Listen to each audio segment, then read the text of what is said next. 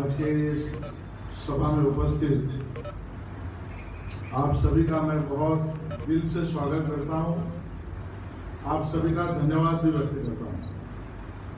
यहाँ पर मंच में मेरे साथ उपस्थित भारतीय जनता पार्टी के मेरे वरिष्ठ सहकारी अजीत मनियाल जी, हमारे विधानसभा के अध्यक्ष किशोर पूर्वज जी, मंच पर मेरे साथ उपस्थित हमारी नगर सेविका स्वप्ना मात्रे, वार्ड 97 की नगर सेविका हेतल काला और वेबएक्स के माध्यम से यहाँ पर उपस्थित हमारी नगर सेविका अलका देवकर जी, मंच पर उपस्थित हमारे महामंत्री वीरेंद्र म्हात्रे जी और साथ में मेरे साथ कंधे से कंधा लगाकर काम करने वाले सभी भारतीय जनता पार्टी के वार्ड अध्यक्ष नीलेश हनकर जी, नितेश सिंह जी, यहाँ पर उपस्थित मनीषा देवी, देवयानी देवी, सुरेंद्र सिंह जी, संदीप मुरजानी जी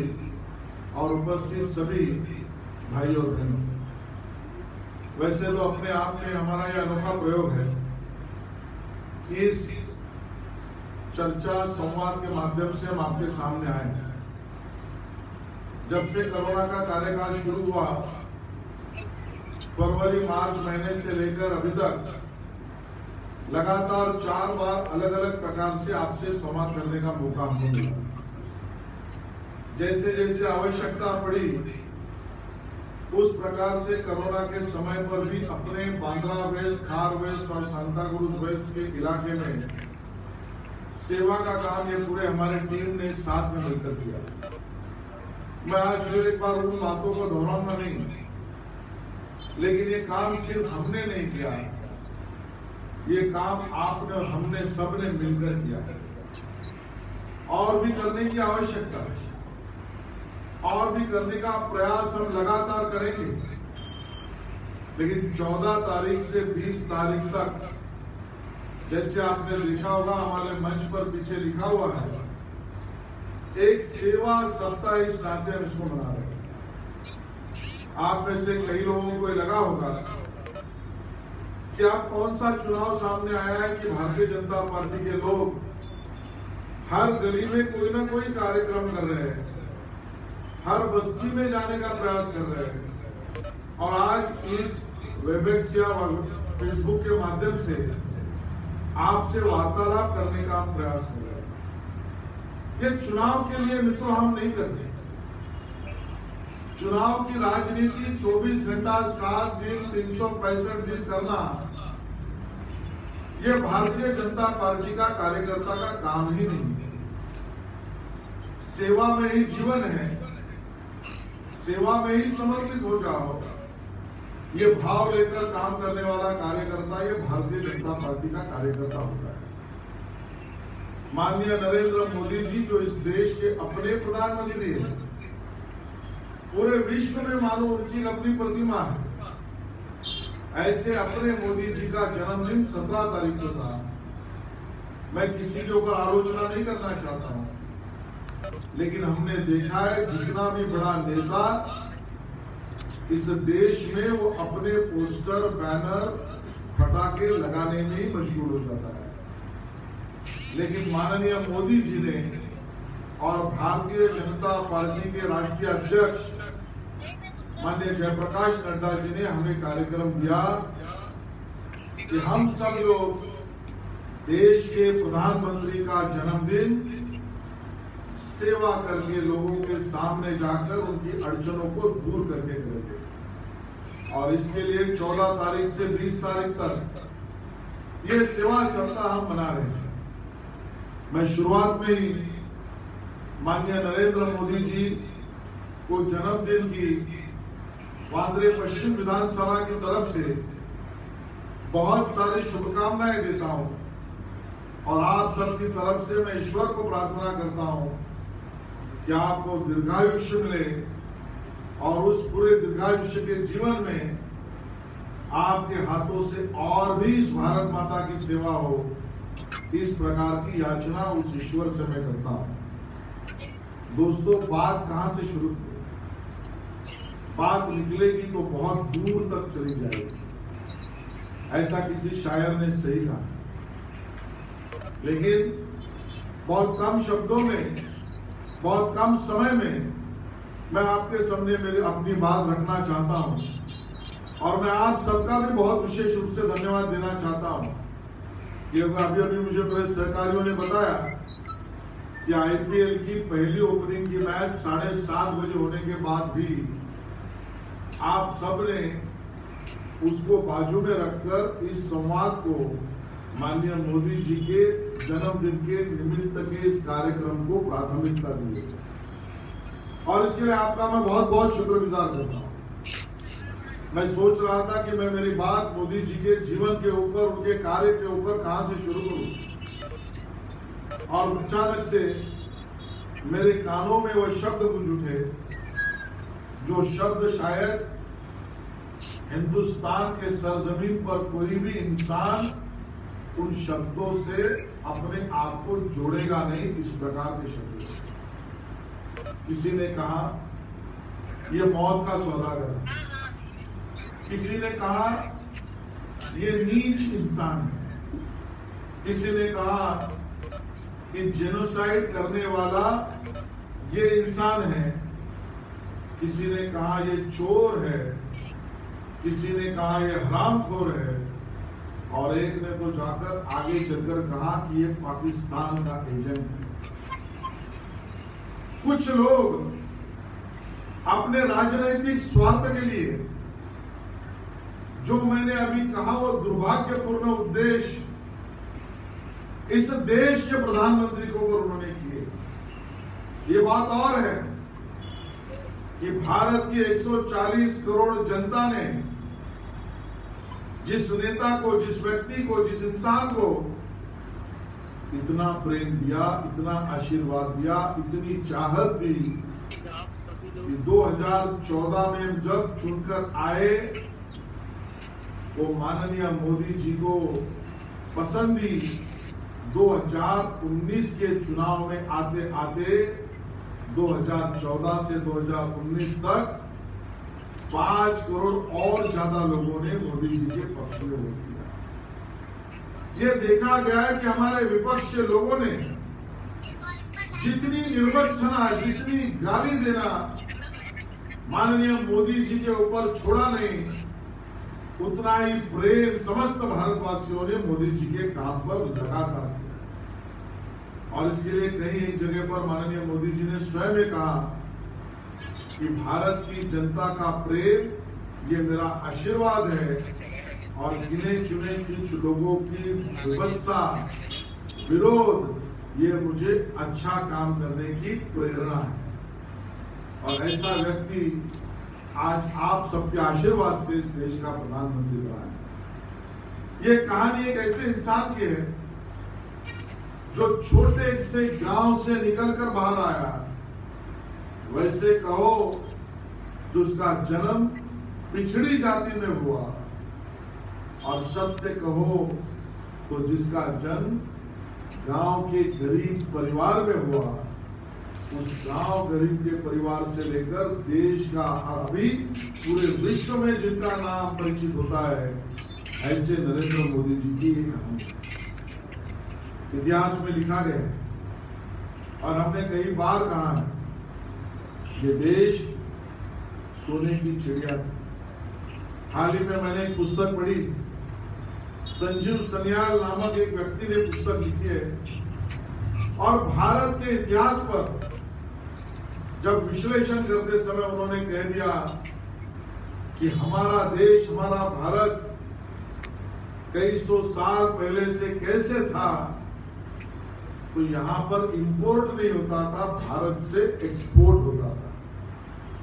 साइंस और टेक्नोलॉजी में हमारी देश की पहचान इतनी बड़ी थी कि आज भी भारत के कई हिस्सों में एक आर्किटेक्चरल डिजाइन का नमूना, फिर वो लोखंड का खाम हो या कोई ऐतिहासिक स्ट्रक्चर हो, ये बनाने का काम ये अपने देश में बता गया।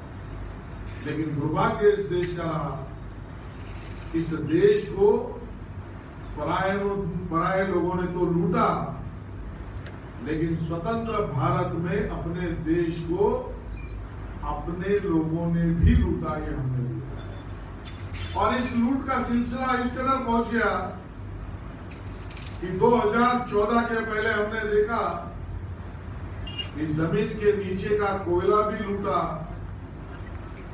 कोयले के खदान में भी दलाली की, और आसमान में चलने वाली एक तरीके से 4G 3G का बैंड, उसको भी बेचकर पैसा कमाकर दलाली करने वाली सरकारें होंगी।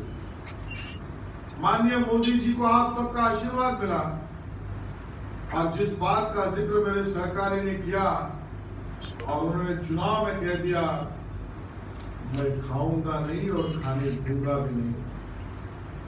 2019 के चुनाव में उन्होंने कहा, मैं भी चौकीदार हूं, इस देश की हर सामाजिक सार्वजनिक हित की चीजों पर हर भारतवासी का हक होगा, और उस हर भारतवासी के हक के लिए लड़ने वाला चौकीदार दूसरा तीसरा कोई नहीं, ये नरेंद्र मोदी आपके लिए काम करेगा, ये कहने वाले मोदी जी का ये काम है।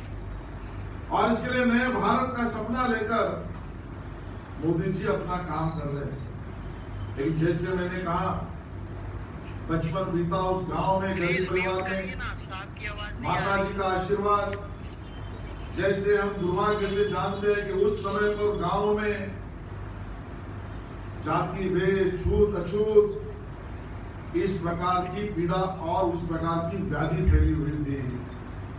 उसे देखकर बाल अवस्था में भी नरेंद्र नाम के इस बच्चे को मन की पीड़ा हुई, और उसने कहा, मेरे गांव में छूत अछूत, समाज भेद, जाति व्यवस्था, इसको खत्म करने के लिए मैं पूरे गांव को इकट्ठा करूंगा। और उसके लिए उन्होंने बाल अवस्था में एक नाटक लिखा, पीलू फूल नाम से, और उस माध्यम से लोगों को इकट्ठा करके सहज जीवन का आनंद लेने के मजबूर हुए। अपने जीवन की प्रेरणा है देशभक्ति रही, और इसके लिए स्टेशन पर चाय बेचते बेचते पिताजी को मदद करते। जब ट्रेनों में उन्होंने देखा 1962 के 62 के भारत चीन युद्ध के लिए जाने वाले हमारे सैनिकों को देखकर उस युवा अवस्था के नरेंद्र के मन में वो भाव जागृत हुआ कि मैं भी इस देश के लिए न्योछावर करना चाहता हूं खुद को, और इसके लिए मैं भी सैनिक बनूंगा। और एनसीसी ज्वाइन करने वाले युवा अवस्था में मोदी जी ने देशभक्ति का काम शुरू किया। जवानी के उस समय पर हर कोई अपना व्यक्तिगत जीवन बड़ा सुख से बिताना चाहता है। तब नरेंद्र मोदी नामक उस युवा ने, मैं अध्यात्म की खोज करूंगा, मानव जाति के शांति समृद्धि की भावना के लिए, या अध्यात्म ने क्या लिखा है, उस अध्यात्म की सेवा करने के लिए मैं हिमालय की गोदी में जाऊंगा।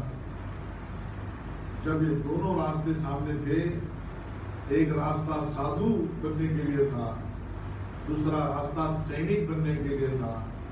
उस समय पर नरेंद्र मोदी जी ने तय किया, मैं साधु और सैनिक के बीच का रास्ता स्वयं सेवक इस नाते जीने का तय करूंगा, और इसके लिए मेरा जीवन ये साधु जैसा होगा, और मैं इस देश के लिए लड़ूंगा भी। और मेरी प्रेरणा ये स्वामी विवेकानंद जी की होगी, जिनका परिचय योद्धा सन्यासी इस नाते होता है। और इसके लिए स्वयं सेवक इस नाते काम करने वाले हमारे नरेंद्र मोदी जी का कार्यकाल देश की सेवा के लिए शुरू हुआ, और उस समय पर भी समाज में जाते जाते लोगों को मिलते मिलते जब मन को पीड़ा होती थी व्यवस्थाओं को देखकर, तो मन की पीड़ा का वो भाव कागज के पन्नों के ऊपर उतारकर कविताएं लिखने का भी अपने आप में एक सहृदय मन का परिचय माननीय मोदी जी ने दिखाया। जो बात अभी कही वो सही है। अपने माता जी के आशीर्वाद के कारण, उनके प्रेरणा के कारण, उनके दिए हुए सीख के कारण मैं जीवन में जीऊंगा तो दूसरे के लिए, मैं स्वतः के लिए, स्व के लिए नहीं जीऊंगा। इस प्रकार का भाव लेकर माननीय मोदी जी का अपना कार्यकाल राष्ट्रीय स्वयंसेवक संघ और बाद में भारतीय जनता पार्टी इस नाते शुरू हुई। दोस्तों, जब मुख्यमंत्री इस नाते शपथ लेने के लिए गए तब उस समय पर भी जो माता जी ने उनको कहा कि मैं मुख्यमंत्री क्या करता है मुझे नहीं समझता, लेकिन एक बात जरूर ध्यान में रखना, भ्रष्टाचार ये अपने समाज का बड़ा रोग है। तो जब मुख्यमंत्री इस नाते शपथ लेगा तो भ्रष्टाचार के खिलाफ लड़ाई लड़ेगा। और उस समय से मोदी जी ने कहा, जिस बात का जिक्र हुआ, खाता नहीं और खाने देता। माननीय मोदी जी के जीवन के मुख्यमंत्री से प्रधानमंत्री तक के किए हुए कामों को मैं सड़क से गिनाने बैठूं तो बहुत समय जाएगा, लेकिन आप सबसे नम्र निवेदन है, बहुत जल्दी में मैं कुछ चीजें बताना चाहता हूं।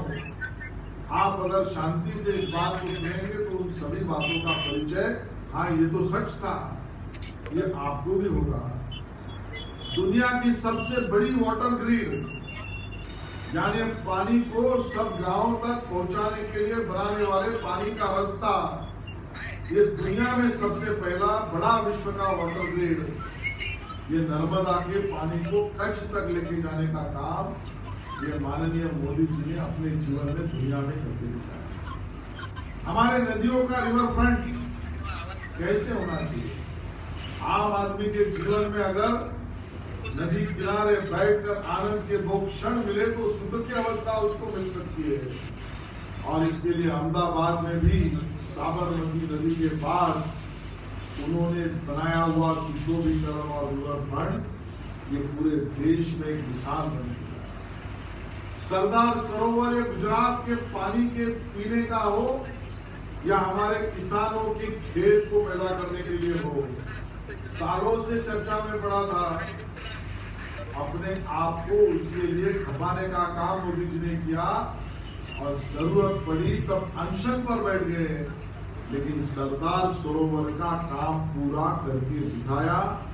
मोदी जी के अपने काम से सामान्य आदमी के जीवन में सुख मिले, यही भावना लेकर उन्होंने जीवन में कभी भी खुद का विचार नहीं। 2014 में जब चुनाव के नतीजे सामने आए और 280 से भी ज्यादा एनडीए का बहुमत जब मिला, तब शायद कोई भी लोग नेता होता तो कहता कि मीडिया पर, टीवी पर, सोशल मीडिया पर चल रहा था, मोदी जी जीत गए, नरेंद्र भाई ने करिश्मा कर दिया, भाजपा का विजय मोदी जी के कारण। उस समय पर भी 2014 में मोदी जी ने कहा इंडिया हैज वन, भारत का विजय हुआ।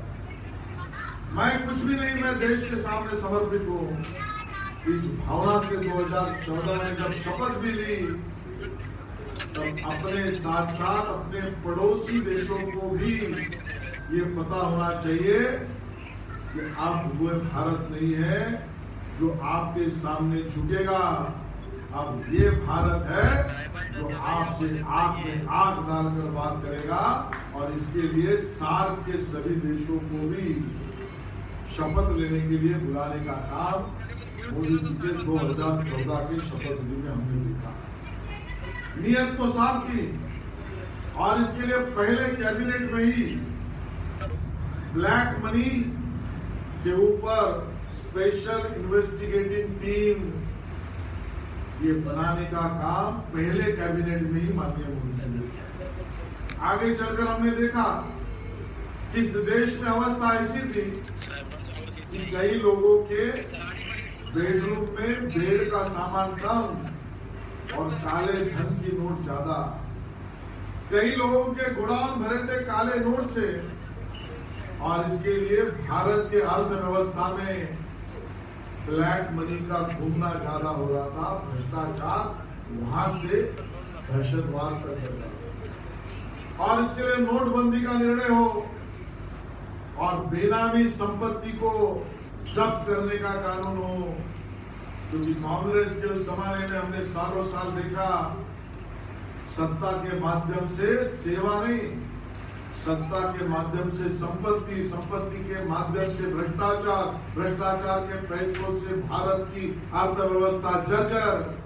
और फिर उसी पैसे से जी देश की उन्नति कम, व्यक्तिगत उन्नति ज्यादा। इसको कहीं ना कहीं तोड़ने की आवश्यकता थी। तो बेनामी संपत्ति के खिलाफ कानून करने का काम इस देश में नरेंद्र मोदी जी के कारण है।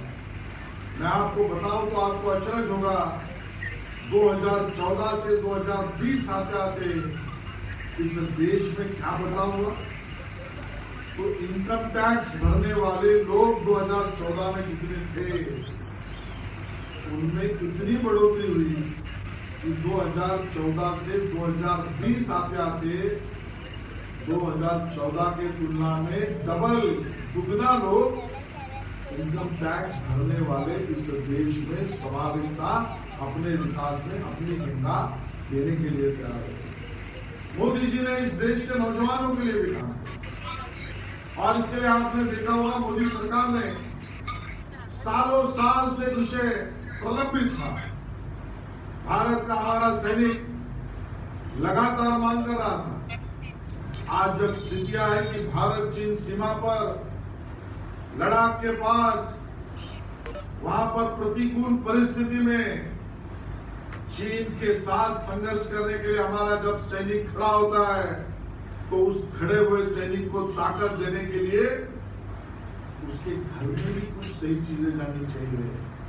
तो 1 रैंक 1 पेंशन की मांग थी, सालों से चर्चा चलती थी। माननीय मोदी जी के सरकार के पहले ही समय 1 रैंक 1 पेंशन किया। और मैं आपको अगर पूछूंगा इस देश का ऐसा कौन सा प्रधानमंत्री है कि जिस प्रधानमंत्री ने अपने प्रधानमंत्री के कार्यकाल में एक भी दिवाली अपने घर परिवार के साथ नहीं बिताई। हर दिवाली अपने भारत के सेना के लिए लड़ने वाले नौजवानों के साथ सीमा पर दिवाली मनाने वाला एकमेव प्रधानमंत्री इस देश का माननीय मोदी जी के रूप में हम सबने देखा है। राफेल के ऊपर बहुत चर्चा की, लेकिन आज जब एक बाजू में पाकिस्तान का आग दिखाना और दूसरे बाजू पर विनाशकाले विपरीत बुद्धि इस प्रकार की सोच रखने वाले विस्तारवादी चीन के सैनिकों का दुस्साहस, उस समय पर आज देश पूरा देख रहा है कि मोदी जी का वो फैसला राफेल के स्पेस के जहाज को लाने का ये कितना सफलताई हो रहा है कि हमारे ऊपर आग दिखाने वाले आज भी इस बात से उनके मन में डर पैदा हो रहा है कि भारत के पास ऐसी व्यवस्था खड़ी हो चुकी है कि अपने ऊपर कुछ चंद सेकंडों में चली जाएगी और मिसाइल भी दाग सकती है। आत्म सुरक्षा को देखकर किया हुआ राफेल का फैसला ये इस देश के हक का फैसला माननीय मोदी जी का साबित होता है। अरे मोदी जी की सरकार आने तक तो जिन हमारे बहादुर सेना के जवानों ने शहीदी दी, बलिदान दिया, उनका नाम भी नेशनल मेमोरियल निर्माण न करके कहीं लिखा नहीं गया। जो बीएसएफ के और पैरामिलिट्री हमारे फोर्स के जवानों, उनके परिवारों की भी मांग थी कि देश के लिए हमारे घर के लोगों ने जान दी है, उनका सम्मान होना चाहिए। देश भर के पुलिस कर्मियों में दुर्भाग्य से जिनका बलिदान हुआ उनका भी कहना था पुलिस मेमोरियल बनना चाहिए। आपके आशीर्वाद से मोदी सरकार आने तक ये नेशनल मेमोरियल और पुलिस मेमोरियल, ये दोनों भी नेशनल वॉर मेमोरियल और पुलिस मेमोरियल नहीं हुआ था। मोदी जी के सरकार ने फरवरी 2019 को दोनों देकर उन श्रद्धा और श्रद्धांजलि हमारे नौजवान जवानों को और सैनिकों को दी। हम केवल भाषण नहीं करते, नारी शक्ति ये देश की शक्ति है मानकर इस देश में बेटी बचाओ बेटी पढ़ाओ ये कार्यक्रम तो शुरू किया। लेकिन आज हमें दिखाई देता है उज्ज्वला योजना, जिसकी जब शुरुआत हुई थी तो आलोचकों ने बड़ी आलोचना की। मोदी जी ने गिव इट अप का नारा दिया और गैस सब्सिडी के लिए जिन लोगों ने अपने स्वेच्छा से अपनी सब्सिडी देश को समर्पित करना चाहते हैं, उनको आह्वान किया। देखते देखते 7 से 8 करोड़ से भी ज्यादा लोगों ने मैं मेरी सब्सिडी छोड़ देता हूं इस देश के लिए कह दिया, और उसी राशि से जो मेरी मां बहने गांव खेड़े में जाकर अपने परिवार का चूल्हा जलाकर अपना परिवार के लिए खाना पकाती थी, उस मां बहनों को लकड़ी या कोयले का उपयोग करने के कारण, धुएं के कारण खुद के शरीर को मारना पड़ता था। ये स्थिति मुझे मंजूर नहीं है। ये लेकर उज्ज्वला योजना के तहत हर गरीब के घर में गैस देने का काम शुरू किया। आज 8 करोड़ परिवारों तक उस चूल्हे के कोयले और लकड़े से छुट्टी करके एक साफ सुथरा अनाज पकाने की व्यवस्था मोदी जी के कारण उज्ज्वला योजना से वहां पर। बहुत सारी हमारी मां बहनें काम पर जाती है और मैटरनिटी बेनिफिट एक्ट के तहत जब गर्भावस्था में होती है तो वहां पर अपने काम से हॉलिडे छूट मांगती है। कानून पहले से था 12 सप्ताह तक आपको सिर्फ गर्भवती हमारी बहनों को छूट मिल सकती थी। अब उनको 26 हफ्ते तक, 12 हफ्ते से लेकर अब 26 हफ्ते तक मेरी मां बहनों को अगर जरूरत है तो उनको छूट मिलेगी। ये कानून भी करने वाली सरकार ये मोदी जी की सरकार है। घर का मुखिया अगर मेरी कोई बहन या औरत रहती है तो घर मजबूत रहता है। और इसके लिए प्रधानमंत्री आवास योजना में बना हुए घर को बहनों के नाम पर करना, उस घर की महिलाओं के नाम पर करने का एक क्रांतिकारी निर्णय ये भी मोदी जी ने हमारी मां बहनों की सुरक्षा के लिए किया हुआ निर्णय है। हर गरीब के घर पे सर पे घर होना चाहिए। रोटी कपड़ा मकान सालों से बातें चलती थी, लेकिन 2022 तक मैं हर व्यक्ति को घर दूंगा ये कहने वाला नारा भी माननीय मोदी जी का, और अभी तक 1,70,00,000 प्रधानमंत्री आवास योजना के घर बन गए, लोगों तक देने का भी काम हुआ। हम ये बात भूल ही नहीं सकते कि वीआईपी कल्चर इस देश का कल्चर बन गया था। मानो कोई नेता अगर रास्ते से गुजर रहा है तो लाल बत्ती उसके सर के ऊपर चलती थी और सायरन बजता था, और आम आदमी अपनी जान हथेली पर लेकर बाजू में खड़ा होता था। इस देश में पहला प्रधानमंत्री मोदी जी के रूप में निकला जिसने कहा वीआईपी कल्चर नहीं चलेगा, ईपीआई कल्चर चलेगा, every person is important, EPI, और लाल बत्ती को निकाल देने का फैसला भी करने वाला निर्णय ये मोदी जी का निर्णय हम सबको देखा है।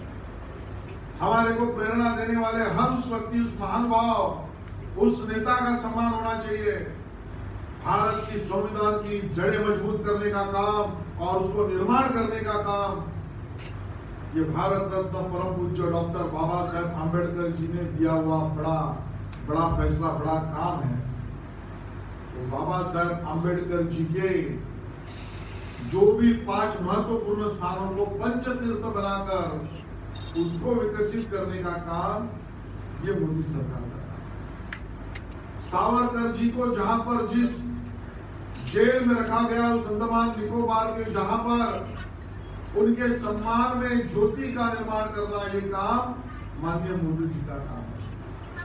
सुभाष चंद्र बोस जी ने सेना बनाई और स्वतंत्र भारत का नारा दिया, उसको 75 साल पूरे हुए तो लाल किले के ऊपर भारत का झंडा लगाकर सुभाष चंद्र बोस जी का सम्मान करने का काम ये नरेंद्र मोदी सरकार का काम। घर अगर बनेगा और घर में बिजली नहीं होगी तो नहीं चलेगा।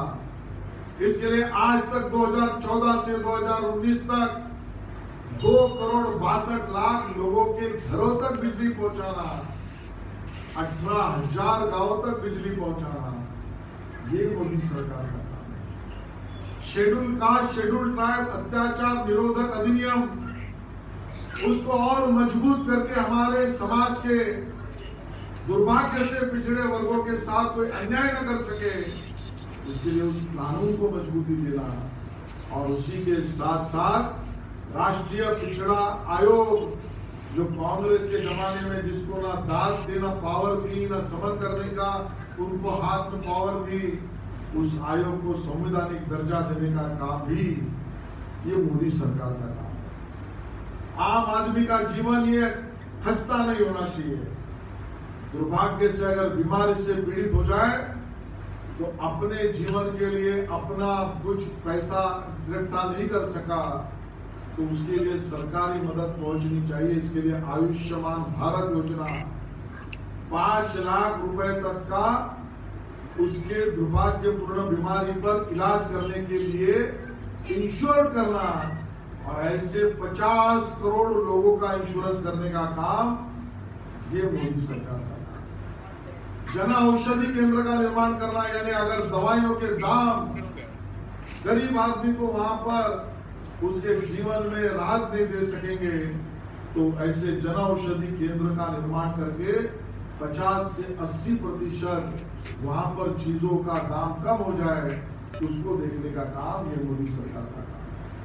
पहले जमाने तो कांग्रेस जमाने में पद्म अवार्ड, पद्मश्री हो या पद्म विभूषण है, एक रॉयल फैमिली इस देश की खुद को मानने वाली परिवार को लगता था कि इसको देना चाहिए दिया, उसको देना चाहिए दिया, ये मेरे लिए ठीक है तो दिया। खुद के पारिवारिक स्वेच्छा से पद्मश्री पद्म विभूषण का निर्णय कहीं कहीं पर इस देश ने देखा था। वैसे तो सभी पद्मश्री और पद्म विभूषण सम्मानित व्यक्ति है, मानते हैं, लेकिन परिवार निर्णय करेगा ये नहीं चलेगा, जनता निर्णय करेगी। इस प्रकार का निर्णय करके अब पद्म अवार्ड के लिए भी ईमेल और ऑनलाइन एप्लीकेशन मंगाकर लोगों के सामने साफ काम करने का दामन ये मोदी सरकार की है। ये सरकार मोदी जी के रूप में जनता को जवाब देना चाहते, जवाबदेही है और सतत संपर्क जनता से करना। और इसके लिए हर महीने मन की बात और मन की बात के लिए आपने क्या आपके सुझाव है बताइए, ये कहने वाला पहला प्रधानमंत्री। हमारे ऊपर आग दिखाने वाले हमारे शत्रु राष्ट्र को पहले सर्जिकल स्ट्राइक हो, बाद में एयर स्ट्राइक हो, ये दोनों करके भी भारत माता की जय का नारा बुलंद करने वाली सरकार ये मोदी सरकार है। आतंकवाद के खिलाफ यूएपीए का कानून लाकर अंतर्गत दहशतवाद को भी खत्म करने के लिए कड़ा कानून लाना ये मोदी सरकार का कार्य है। 1 रुपए में जीवन में कुछ मिलता नहीं, लेकिन मोदी जी के सरकार ने आपके आशीर्वाद से ऐसी कमाया करके दिखाई। एक योजना में तो महीने का 1 रुपया दीजिए और दूसरी योजना में दिन का 1 रुपया दीजिए।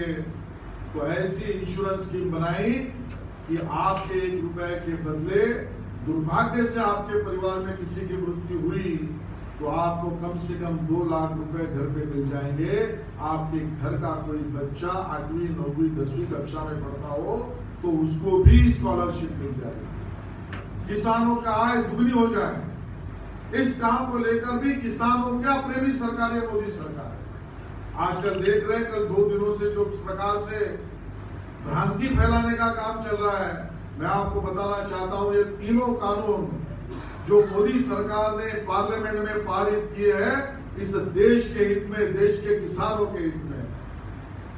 किसान जो अनाज उपज करता था उसको मंडी में एपीएमसी में जाकर देना पड़ता था। उस एपीएमसी की कमेटी उस राजनेता के वहां के दलालों के हाथों में होती थी और उस दलालों के बिचौलियों के हाथ में था कि किसान को क्या दाम मिले, और वो कम दामों में उसका अनाज लेता था और बड़े दामों पर कंज्यूमर को बेचता था। मोदी जी ने कहा है दलालों की सरकार नहीं चलेगी और ये नए कानून में दलालों को निकालकर अब किसान अपने खेत में पैदा हुआ अनाज खुद तय कर सकता है कि मैं किसको बेचूं, मुझे मंडी में लाइन लगानी नहीं पड़ेगी। मेरी खेती अगर कॉन्ट्रैक्ट फार्मिंग करनी है और मुझे अच्छा दाम मिलता है, ये जबरदस्ती नहीं मित्रों, भ्रम फैलाया जा रहा है, कंपनियों की जबरदस्ती होगी, लेकिन जबरन कानून नहीं है। जिस किसान को लगेगा कि मेरा कॉन्ट्रैक्ट फार्मिंग करना है, मुझे चढ़े दाम में जिसको बेचना है वो आप बेच सकता है, और अगर उसका एमएसपी यानी मिनिमम सपोर्ट प्राइस में देना है तो सरकार भी खरीदी कर सकती है। किसानों के हित का काम ये मोदी सरकार का काम। एक राष्ट्र एक देश यानी जीएसटी का कानून एक देश एक कर एक टैक्स, एक देश एक ग्रिड बिजली की व्यवस्था, एक देश एक राशन कार्ड, देश में कहीं पर भी जाओ राशन मिलेगा, इस प्रकार की व्यवस्था। और कश्मीर से लेकर कन्याकुमारी तक एक ही देश का स्पिरिट बने, इसके लिए 370 कलम भी निकालकर कश्मीर भी अविभाज्य भारत का भाग है, इसको बनाने का काम ये मोदी जी का काम। मोदी जी ने उत्पादकता को भी महत्व दिया, मैन्युफैक्चरिंग को इतना महत्व दिया, एंटरप्रेन्योर्स को महत्व दिया। पहले तो होता था हाई स्पीड ट्रेन तो जापान ही बनाएंगे, लेकिन आज वंदे भारत एक्सप्रेस, ये semi high speed train Bharat में बनती है। 2014 में सिर्फ 2 मोबाइल मैन्युफैक्चरिंग यूनिट भारत में थे, 2014 में 2 मैन्युफैक्चरिंग यूनिट भारत में थे, आज 268 यूनिट भारत में। डिजिटल भुगतान काम चलना चाहिए और इसके लिए 1,43,00,000 पंचायतों तक ऑप्टिकल फाइबर नेटवर्क पहुंचाकर इंटरनेट का जाल बिछाने का काम एक गरीब की सेवा का काम है। और अपने देश में विदेशी पर्यटक नहीं आएंगे तो देश में आर्थिक सुबत्ता लाने में हम कम पड़ सकते हैं। और इसके लिए अपने आपके देश के अच्छे चीजों को दुनिया को दिखाने के लिए आपने देखा होगा जापान, चीन, पाकिस्तान, जापान, चीन, अमेरिका, ऐसे कोई भी देश का व्यक्ति यहाँ पर आया तो उसको इस देश के हिस्टोरिकल जगह पर लेकर जाना, उसके कारण दुनिया के सामने भारत का परिचय अच्छा हो। और उस योजना का लाभ क्या हुआ? 2015 में वैश्विक पर्यटन प्रतिस्पर्धा में भारत का स्थान 52 नंबर का था और आज वैश्विक पर्यटन में 52 से निकलकर भारत का स्थान 34 तक पहुंच गया। किसी ने कल्पना नहीं की थी कि सरदार पटेल जी का स्टैच्यू ऑफ यूनिटी ये दुनिया में सबसे बड़ा स्टैच्यू बनेगा और उसकी ऊंचाई देखने के लिए एक दिन में 34,000 लोग तक वहां पहुंच गए। इस प्रकार का काम ये मोदी सरकार का काम। उड़ानों की व्यवस्था बने, इसके लिए मोदी जी की सरकार आने के पहले 65 एयरपोर्ट्स काम करते थे, आज 100 से भी ज्यादा एयरपोर्ट्स काम करते हैं। योग दिन से लेकर सैटेलाइट निर्माण तक 104 सैटेलाइट एक दिन में निर्माण करना और उसको लॉन्च करना, अब गगनयान अभियान की तरफ हम बढ़ रहे हैं। ये काम मोदी जी की सरकार है। पर्यावरण के लिए भी भारत के जंगलों की अवस्था 5 सालों में 16,000 स्क्वायर किलोमीटर जंगल बढ़ा। ये जरूर है हमारे पर्यावरण मित्रों को सुनना। 5 सालों में 16,000 स्क्वायर किलोमीटर का जंगल बढ़ाने का काम भी मोदी जी की सरकार का काम है। 3 तलाक से मुक्ति और जल शक्ति के माध्यम से हर घर तक पानी। मैं अनगिनत बातों को कह सकता हूँ, काम यहाँ रुका नहीं। मोदी जी की सरकार का ये काम, आपके आशीर्वाद का यह बल और भी आगे लेकर काम होता रहेगा। और देश भर में तो हम काम कर रहे हैं, लेकिन बांद्रा विधानसभा में भी मैं और मेरे सभी सहकारी जो यहाँ पर मौजूद है, जो सामने भी होंगे, हमने भी बीड़ा उठाया। बांद्रा वेस्ट, खार वेस्ट, सांताक्रूज के इलाके में जनता की सेवा में खुद को न्यौछावर करेंगे। जहां जहां पर विकास की आवश्यकता है, विकास करके दिखाएंगे और उस बात को लेकर हम सब लोग एक टीम मिलकर काम कर रहे हैं। जो किया वो हमने सामने रखा। आपके आशीर्वाद से फिर एक बार चुनाव जीत गए, लेकिन आज फिर एक बार आपको मैं आश्वासित करना चाहता हूं, सांताक्रूज के मिलन सबवे से लेकर माहिम कॉजवे तक, बैंक स्टैंड कार्टर रोड से लेकर स्टेशनों तक, इन सब जगह पर काम करने का हमारा विश्वास दुगना बढ़ चुका है। कोरोना के इस समय पर भी लगातार हमने सेवा का काम करने का प्रयास किया और आगे भी करेंगे। अनाज पहुंचाना हो, मेडिकल कैंप करना हो, कोविड की टेस्ट करना हो, हॉस्पिटल, पुलिस स्टेशन, सबको पीपी किट्स, हैंड ग्लोव्स वो देना हो, यहाँ तक न रुकते हुए हर चीज को जनता को तकलीफ न उसके लिए उठाना। और अभी का हमने नारा लिया है, बांद्रा, खार और सांताक्रूज के विभाग में दुर्भाग्य से जिन क्रिमिनलों ने ड्रग्स का फैलाव किया है, नेटवर्क खड़ा किया है, वो हमारी युवा पीढ़ी को बर्बाद कर देगा, वो आने वाले हमारी नस्लों को बर्बाद कर देगा। और इसके लिए इस ड्रग माफिया के खिलाफ का आंदोलन ये भारतीय जनता पार्टी ने तय किया है। मैं कोई बड़ी कंट्रोवर्सी को आज हाथ लगाना नहीं चाहता। 2 बार मैं स्वयं मुंबई पुलिस कमिश्नर के पास जाकर मैंने वो 8 सभी चीजों स्थान बताए है कि यहाँ पर ड्रग्स का फैलाव हो रहा है। अभी देखा तो एनसीबी के लोगों ने बांद्रा में रहने वाले, खार में और सांताक्रूज में रहने वाले इन दलालों को भी पकड़ा है। मैं इस सभा के माध्यम से महाराष्ट्र विकास आघाड़ी की सरकार को चेतावनी देना चाहता हूं। ये शांति प्रिय बांद्रा, खार और सांताक्रूज के इलाके में जो ड्रग्स का फैलाव करने वाले दलाल घूम रहे हैं, आज तो हम उसके खिलाफ कंप्लेंट कर रहे हैं। अगर आपने उनको ना अरेस्ट किया, ना कार्रवाई की, तो आने वाले समय पर कोरोना की महामारी थोड़ी कम होने के बाद रास्ते पर उतरकर भी हम संघर्ष करेंगे, लेकिन इस इलाके के युवाओं के ताकत को हम वहां पर मजबूत करने का काम करेंगे। जितने गार्डन है उसके विकास का काम चालू है।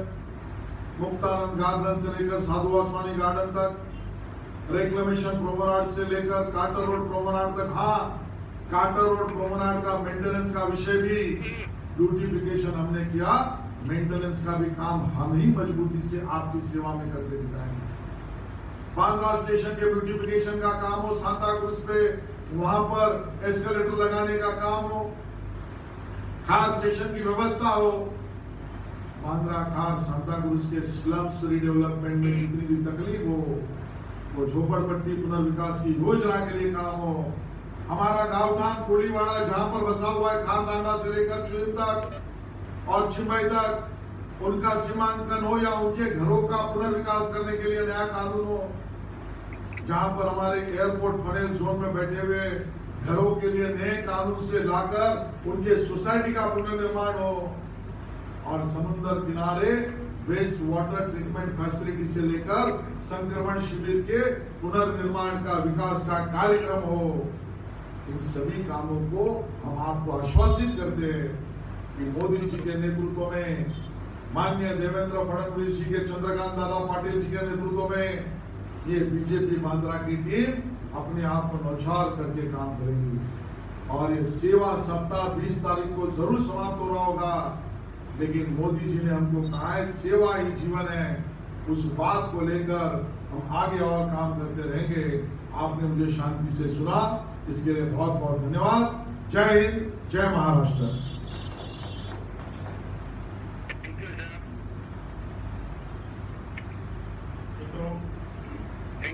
समाप्ति की ओर जा रहे हैं। मार्गदर्शन करे उसके पश्चात इस कार्यक्रम का, इस सभा का समापन होगा।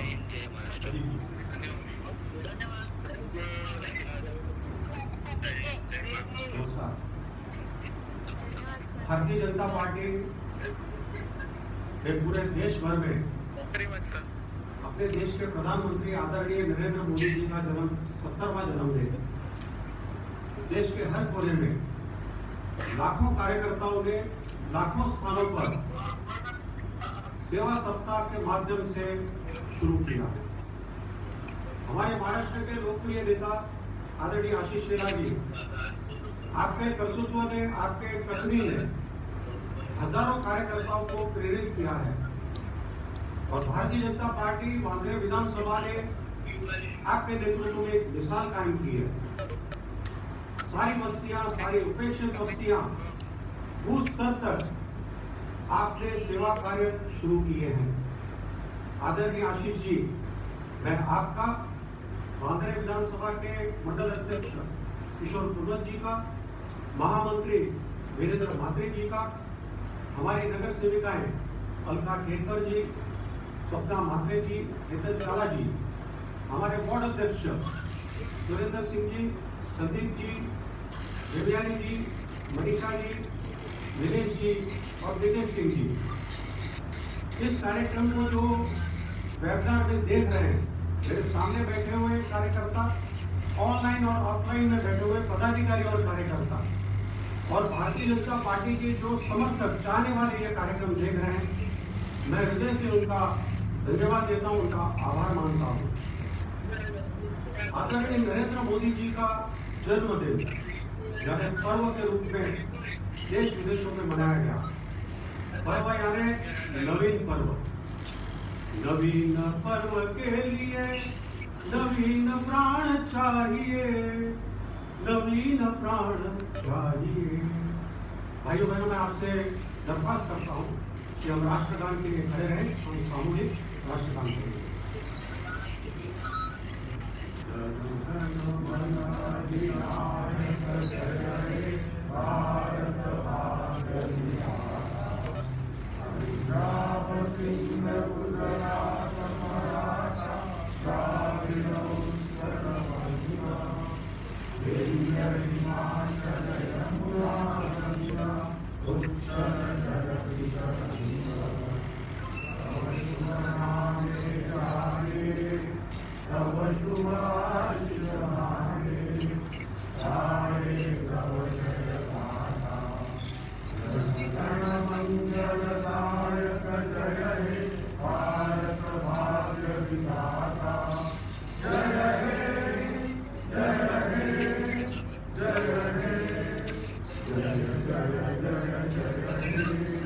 भारत माता की जय।